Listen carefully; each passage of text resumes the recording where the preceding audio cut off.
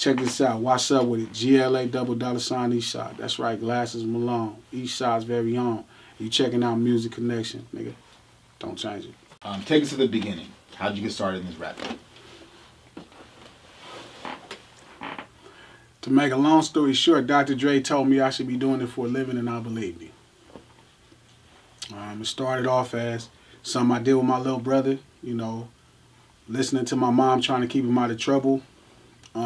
It became therapeutic, kind of helping me get through all the stuff we was going through on gangbanging and dope dealing and shit. And meeting Dr. Dre was like, yo, you could do this for a living. And ever since, I've been doing it for a living. That's what's up. What year was that? It's 2004. Okay. And you just ran into Dre? Like, how did that happen? So that story is weird. I told it a lot of times, but my older brothers, was with his wife at the time, and Dr. Dre's sister, Shamika, were best friends. So I was coming up on the rap scene, but I wasn't like serious like as everybody else. He asked me, did I want to meet Dr. Dre? And I was like, yeah. So we went to Dr. Dre's house for a New Year's Eve party, a New Year's party. His mom was cooking, you know what I mean? It was a dope house in Calabasas. And got a chance to meet Dre, and he was just a cool dude, just a real down-to-earth guy, you know, for his success. And I wanted to rap to one of his beats.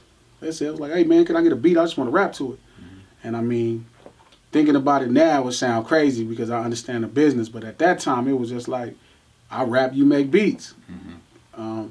He laughed at it. He thought it was funny, which I get why, but he gave me the opportunity. He was like, yo, you bring me a record, I'll give you a beat to rap to. And I was like, all right, for sure. I didn't even know what a record was. And he reached back out to my brother a couple months later. It's like, hey, what's up with Glasses, man? Tell him to come up to this 4th of July party. 2004. He was having it at his beach house in Malibu. And we ended up playing the music for him in front of everybody. And he thought this one song I had called Dinero was just so great. Thought it was like really special. It's like, whatever you're doing, this is what you should be doing for a living. I think he was a little loaded, but I believed him still. He could tell what was not dope, so couldn't have been that drunk. He was telling me the other shit was just decent or skipping it fast, so I believed him, and shit, I've been doing it for a living ever since. That's what's up. Was there ever like an opportunity to sign with Aftermath? No, never. No. Okay. Nah, not by the end. Hell no. By the time, Too early? I don't think that was even a thought to me. I was always intending to be independent. Like, so I never even, hey, you know, let me sign you a record label. Like, so I had finished selling dope for like 6 or 7 years in other people's spot and barely had my own spot. I wasn't finna go back in nobody else's house and sell no motherfucking dope no more. So, you know what I'm saying? I never even thought about signing to Aftermath. Still to this day, I never even, you know, thought about signing to other people. Like, I just never did. It just kind of worked the way it did. Somebody wanted me to deal with them more than I wanted to deal with other people. So, no, never was a possibility. I mean, maybe, I don't know if I would have, like, I had everybody bidding at one time to give me a record deal. I'm sure I could have said, hey, could you give me a record deal? But I'm glad I didn't. You know what I mean? I didn't deserve it at that time. I didn't know shit about records. For sure. Now, talking about, like, the bidding wars and whatnot, take us to that point and why you decided to go with, you know, who banging, Cash Money. Who had the most money. Okay. Thinking now, back then, that might have not been the smartest idea. Not necessarily signing with those guys, but thinking about who was going to pay the most money was not the smartest idea. But shit, they had the most money. You know what I mean? They wanted to give me the most money. They believed in what I represented in the streets, and whatever my lack of, you know, knowledge and talent came into when it came to making records, they were still willing to bet on me.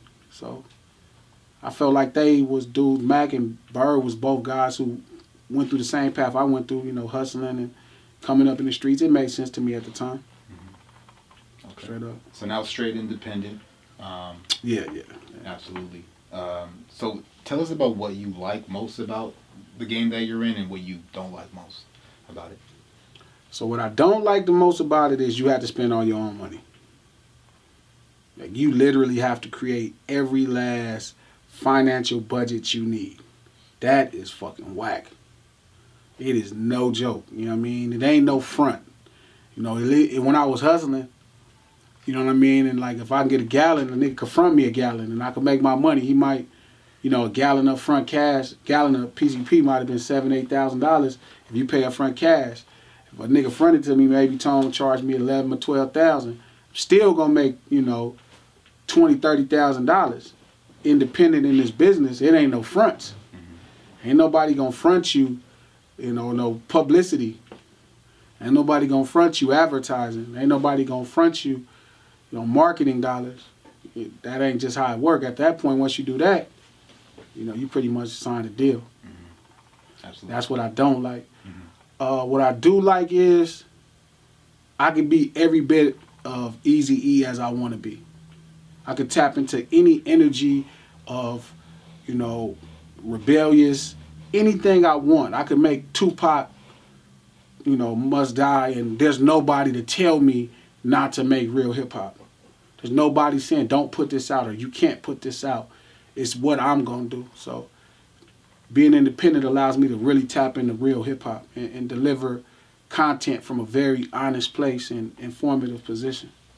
Absolutely. Now, speaking about that Tupac Must Die, thought-provoking, what made you want to put yourself in the position of Orlando Anderson? I just felt the story of Tupac has been told ever since the day he passed. You know, it's always been his positioning in the situation. It's always been somebody who hated him or was a broke or whatever they would say about that person, not realizing that person was just like me. You know, Tupac was just like me because he was a black man coming up in America poor, but Orlando Anderson is literally a part of the culture that you know, this gangbanging culture, and I understand all of the aspects of it culturally. So it was a time to tell a story that had got no light. Great hip-hop gives a voice to the voiceless, right? So he had no voice in this situation. Every last story was always Tupac's voice or Suge's voice.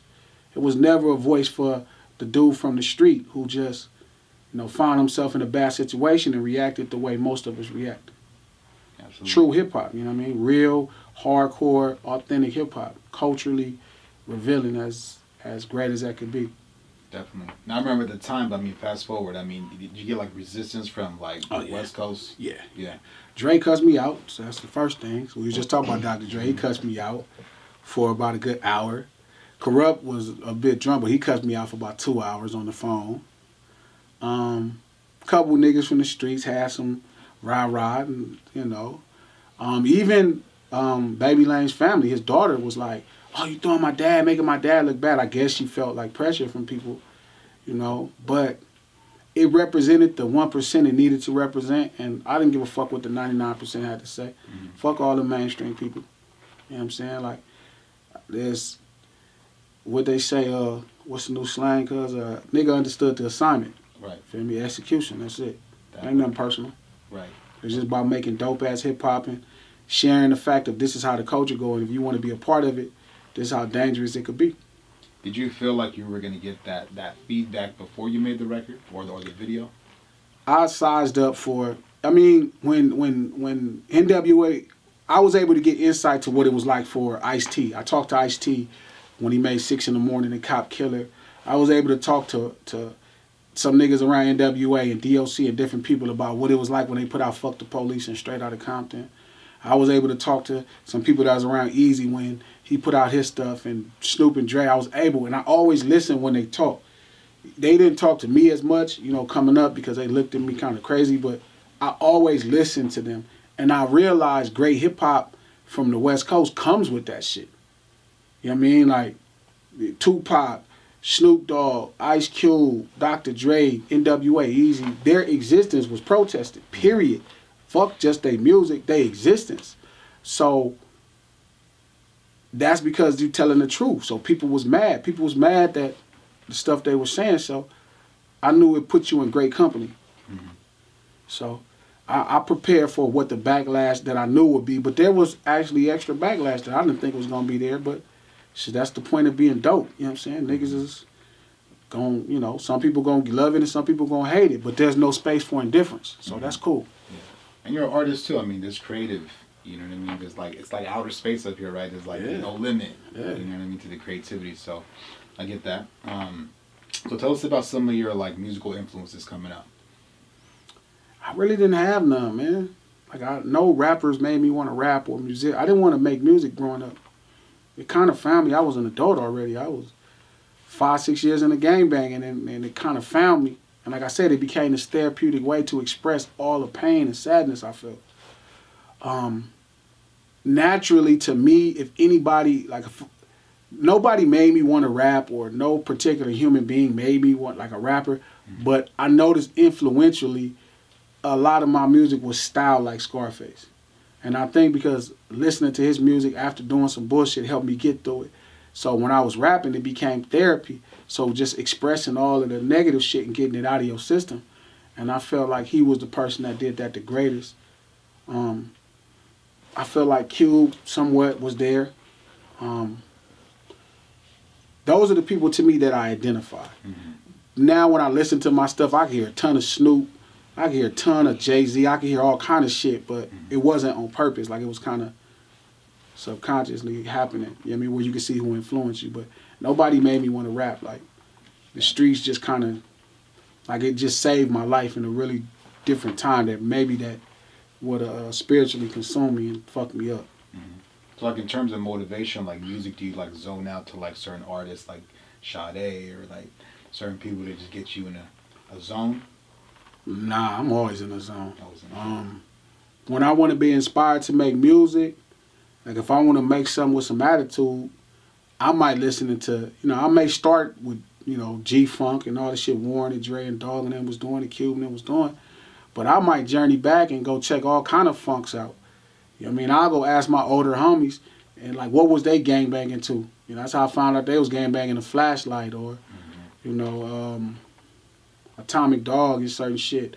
So I'll go back and listen to the whole album them projects are on. If I want to do something sophisticated, I might go listen to Herbie Hancock or, some different kind of jazz or something. I just understand the genres a lot better now to where it's not hard to express myself. I'm not going to pretty much have writer's block at this point. Like, I know too much about making records to just rely on art. Like, I know the science of it, so I could always take off from there. So who are your top 5 MCs of all time? My favorite, or who's the top 5? There's two different things. My 5 favorite, the guys who I listen to the most music, is not going to be the top 5, but the guys that I listen to that I think is great is Scarface, Snoop, Jay, Rick Ross, Kanye West. Those are the 5 I consume the most. The 5 that really is the best, the greatest 5 is, barring Tupac and Biggie being, above all lists because they have to, in theory, be a part of every list. But 5 below that is going to be Snoop, it's going to be Jay, it's going to be Lil Wayne, it's going to be M, probably going to be maybe Ye, as far as hip-hop goes. You know what I'm saying? That's what's up. Okay, that's dope. So fast forward, you just dropped the Glass House, the album, and that's tied into your 2012 mixtape, right? It was like a reimagined version of it where I just I needed to deliver. I'm starting to deliver all of my content that I put out at the beginning of my career. It wasn't streaming apps. So I'm bringing it over there, but I'm taking my knowledge, all this studying I've done and bringing them to like reimagining them. What was I trying to tell you at that point? I only knew how to tell a story with words. Now I know how to tell a story sonically. I could convey the same message. So if it's like Glass House 1, Glass House is all about my attitude and my ego. That's something my homie Pat Dog, rest in peace, used to call me when I used to be tripping.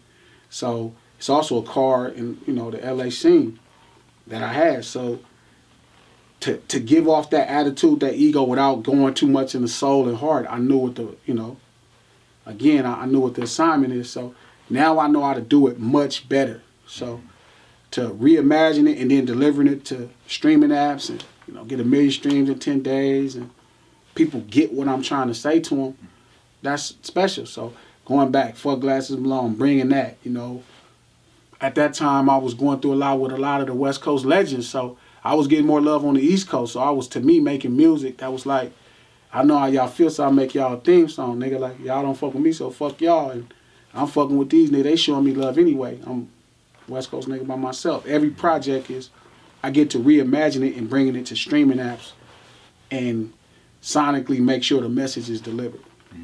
And when you say that they weren't fucking with you, like, because you were part of the whole New West movement. Yeah. Like, I remember Dub CNN tapping in and reading, you know, even the game when you started to come out day one.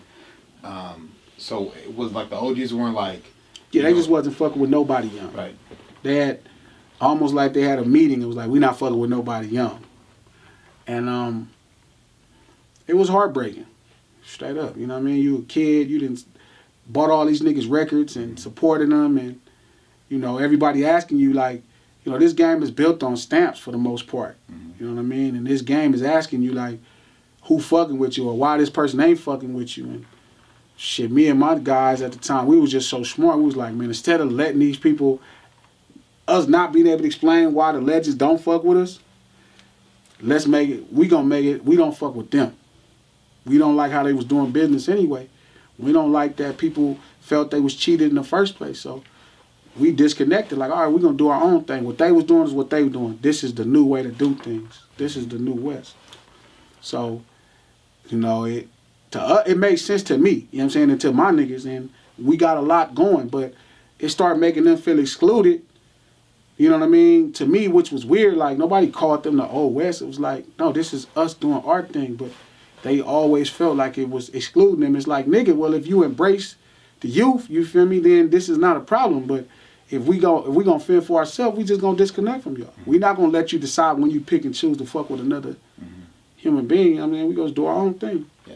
And at the same time, it's like, you know, you guys were following the lineage of it. It's not like you guys were doing the skinny jeans and like the shit that they're doing today. It was like none of these niggas could ever truly appreciate the Shady as one, like niggas in my generation and that era. Niggas who was, feel me, 41 to 35 could appreciate the Shadys one. Them little niggas could never have as much love for Dub C as I do. As niggas from Argent, like, feel me? So to not be embraced, it fucks with you, because you like, damn, nigga, I done shot niggas to your music. I done did everything. And all you want is just to, nigga, to pat you on your head. Like, good job, little homie. No different when you in the set. So instead of, like, putting myself in a position to be, I had too much ego at that time. Putting myself in a position where I'm just like, well, fuck y'all. Nigga, we'll do our own thing. Yeah. So I live with it. And I still think we was right, but everybody else don't. Right. I mean, it came back full circle because, again, you got tracks with Too Short, Snoop, Cube, you know what I mean? It comes into a position where everybody going to respect you. And, you know, I never said nothing disrespectful about Ice Cube. I never was like, oh, this bitch-ass nigga, or called him out his name. Feel me? But, so, with Snoop, I never disrespected Snoop. It's fucking Snoop. But I also ain't going to kiss your ass, but big dog. Like, yeah, you the nigga. Always have been, but you being a nigga, you know, that don't mean shit. So, but they all had a respect for me. They all understood that, like, they knew what I was about, where I was from, and what I was trying to accomplish. So, they came and contributed when they felt it was, when they felt like it. I mean, I guess to a degree they made me earn whatever they felt I needed to earn. Right. But I had a long conversation with Snoop, and we had a great conversation about him being more of a mentor to the youth, and he's changed a lot, man. He's been amazing to all of this next generation, YG generation and below. He's been unbelievable to them, so I'm grateful to even see that happen. And it's made his stock just, he already was the guy, but it's made his stock go to unreachable levels. He's everybody's nigga. Like, we love cuz. We'll kill you over him. So yeah. He's everywhere, man. Dude, you know, commercial with... Short was great at that. Yeah. Short has been a great ambassador to the youth. 40's been a great ambassador to the youth. Snoop has been unbelievable. But I would love to do more stuff with the legends. I would love to connect, you know, more legends with more tomorrow's things. You know what I'm saying? Like, to me, like, somebody like Dub C don't get the correct love. That shit fucks with me, because I know how great he was for us. DJ Quick don't get the correct love. I know how great he was for us. So I would love to constantly keep plugging them up with each other. You know, I tried to hook Warren and Nip up. You know what I mean? Trying to get, because it's going to take all of us to make this shit happen again and get this revenue stream back around here to where we can help our peoples. It ain't going to just happen with 1, 2, 3, 4 niggas. It's going to take the coast as a whole. Yeah. I mean, I like the way that you're thinking because, I mean, because you can pull everybody together. You know what I'm saying? Like, you could do an EP with Quick. Yeah. You know what I mean? Nothing but slappers, you know. Man, this is crazy. Like, you know, it's I've been reaching out to AMG, asking him for advice. Hey, man, what you think about this? What could I do this? Oh, man, this is what you should do. Or, that shit is great. Or, you know what I mean? Not just Doc, not just Dre, but AMG. Niggas sleep on AMG's contribution. I know AMG's contribution because I know people that was in their circle. So to have him as an asset, you know, I wish more people my age and even younger would say, like, we gonna use these legends for an asset. Let's go use Battle Cat for an asset. Let's use Warren, AMG, D from Second to None, who don't get a lot of credit as a producer. High C is great. Hutch from Above the Law is awesome. These niggas know a lot of shit, and it's this barrier, and I refuse to let that barrier exist. Made me start the New West is the same thing. I don't use it anymore. Now, I'm deliberate with everybody. I'm going to keep asking you for what I want. And if you tell me no this time, I'm going to ask you again. So either you're going to eventually tell me yes, or you're going to get to a place to where it's like, I don't know. I'm going to make you tell me no. That's where I'm at with it. And that's what I want the legacy of the Glass House to be, you know, more constantly connecting with the legends, Coolios. I got a song with Cypress Hill, connecting with the legends, you know what I mean? And keeping their lineage going. It's so important. You know what I mean? It's so important that niggas, the next generation know who Be Real is. The next generation, like Corrupt to me is finally getting his flowers. Corrupt is fucking awesome. Yeah. So it's a dope place, you know what I'm saying? We're in a dope place right now, and I like what's happening. I was trying to connect young nigga, man, he dope. Hold up, I'm finna turn this bitch up. He reminds me of Sugar Free. I can't even remember his name, and I'm getting old, cuz I couldn't remember the nigga name, but Jay, I connected him with Sugar Free. You know what I mean? Because to me, they stat who? You talking about AMBJ? No, AMBJ is from Niggerson. That's little homie dope. No, what's the nigga name, cuz? Hold up, I'm finna, hold up, cuz. Draco? No, not Drake. Not Draco. Hold up. Bear with me, cuz. That's fucked up. Hold up. I'm finna turn this bitch up. This funny because this is tagline, and everybody's style. He got like one of the most, for One Take Jay. Forgive me, cuz. Forgive me, Jay, bro. Yeah. Jay, but I just couldn't, One Take, that's the name of their crew. Right. But One Take Jay reminds me of Sugar Free. Okay. Like what they do is so dope. And I was trying to hook them up, but then come to find out they had something. So I've been always trying to hook up. Just forward thinking. You know. Because I want One Take Jay to be the next, you know, great thing. I want, you know, Dom to be the next. I don't want them to be in this business making a living. I want them to be, you know, the next great things. Like, I want them to be what Warren G was when the West needed it. I want that for them. That's dope. So tell us about some new projects. Anything that's coming up that we should pay attention to? Yeah, I'm finna drop a new project. I drop a single next month. I'm gonna shoot a video. And I'm just gonna keep dropping music. I'm gonna keep moving my actual content onto streaming apps. Keep reimagining it. So when you're getting these projects from the past and you looking at my story, I get a chance to almost rewrite it. So, you know I'm going to have more success in the future, but when you go back, I want you to be like, oh, I slept on somebody that was really great. Absolutely. And tell us something about, or some things about your, film and TV ventures. Naturally, I'm a storyteller. The next progression is bigger budgets to tell greater stories. Music is only going to provide so much of a, you know, economics and platform to tell a story. Tupac must die, you know, telling the next big story, you know, but it's going to be a limit to this. And that limit is, I'm coming fast upon it. It's going to happen real fast. So to grow, you know, you're going to need comic books. You're going to need films. You're going to need TV budgets. You're going to need big budgets. I'm writing an idea called South Compton. I just wrote a film called Ghetto Life. And hip-hop budgets ain't going to do it. You know what I mean? I got to get to another budget so I can tell these stories. Absolutely. For sure. So what's one piece of advice you would give to like an up-and-coming artist, musician, trying to come up in the game?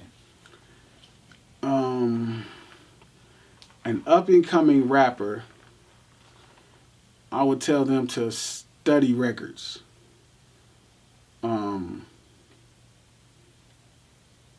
I would tell an up-and-coming producer, really get into breaks. Learn what a break is and really get into it and focus on it. You know what I mean? Don't just get caught up because, making art and shit. Understand what a break is and start working from that space, That's MC. I'll tell the MC, like I said, to learn records and record writing. And I'll tell the producer to really start getting into breaks and starting to operate out of the space of a break. Okay. Now, is there anything else you want to let our fans know about anything? Nah, man, next month, just look for me in December. New single in January. Here come a new project. Let's go. For sure. And how about your social media handles? And I'm Googleable. Google me, man. I'm on Twitter most times, but I'm pretty much everywhere for a second. But more Googleable than anything.